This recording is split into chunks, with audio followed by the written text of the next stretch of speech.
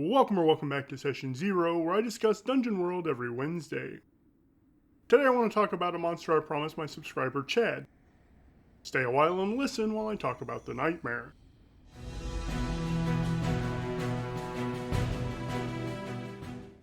Before I start, I want to talk about the Community tab on my YouTube channel. In mid-November, I published my December calendar there with the question, can you name that movie? I haven't gotten any answers, which either means no one could name that movie, which I doubt, or my subscribers aren't getting a notification for posts there. I think that, especially because I'm bringing it up in this video, the answer is obvious. The movie is The Nightmare Before Christmas. Get it? Nightmare? Christmas? Alright, let's get on with it. Here's the Dungeon World Nightmare found on page 310, and there's actually a lot of it I disagree with. I think it all hinges on the Horde tag, though. I don't want a horde of these in my game, so I've changed it to a solitary creature, which all of my typical sources agree with. With that comes a change to its HP, although you could probably go higher than 12. I've also changed the weapon to a D10 hooves attack and made them forceful. For the most part, I view the Nightmare as a support monster, and I'll explain that shortly. I've kept most of the other tags. Large, magical, which I use to mean only magical weapons can harm it, and terrifying. I dropped planar just because it doesn't add anything to the way I plan to use this monster. I changed the special quality Flame and Shadow to Wreathed in Flames. This quality does a couple things. It can use up their resources because coming into contact with it, either by attacking it or getting attacked by its hooves, can cause your resources to go up in flames. It can also be another source of Defy Danger rolls. Even if they get past its terrifying nature, they're still in danger of getting burned. I added another special quality, Wingless Flight. This will synergize with the interesting lore I give it. I was actually surprised that only my 3.5 and 5e monster manuals gave this creature flight. Pathfinder 1e and 4th edition D&D gave it plane shift and teleport respectively. But I really like the visual of a flaming seed flying towards you, maybe carrying that lich that's been causing problems. Flight also allows the GM to give an opportunity that fits a class's abilities, anyone who can use ranged attacks, and show a downside to their class, race, or equipment, those who cannot attack at range. I took the interesting lore from D&D 5e.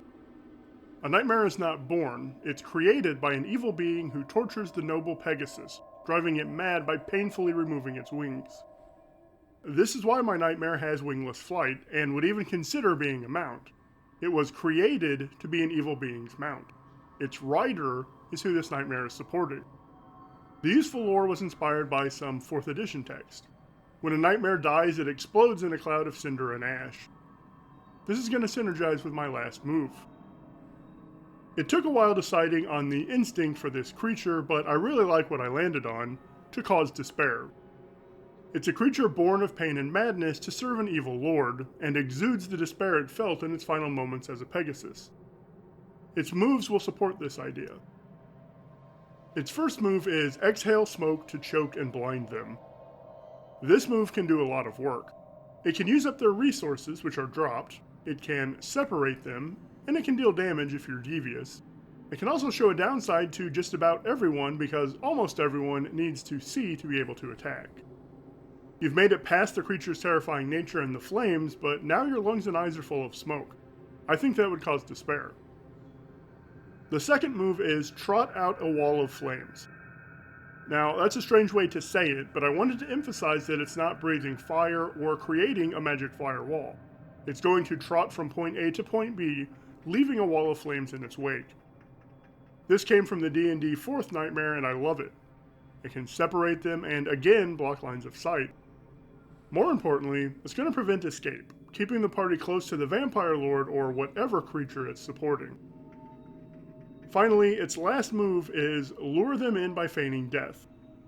If the characters have gotten the useful lore, they shouldn't be lured in by this feint. But if they haven't, when they come to examine the quote-unquote dead nightmare, it's going to jump up and either fill their faces with smoke or kick them across the battlefield with forceful flaming hooves, probably towards the master it's supporting. That's it, that's my nightmare. I couldn't get all of the GM moves with this one, but it is a supporting monster.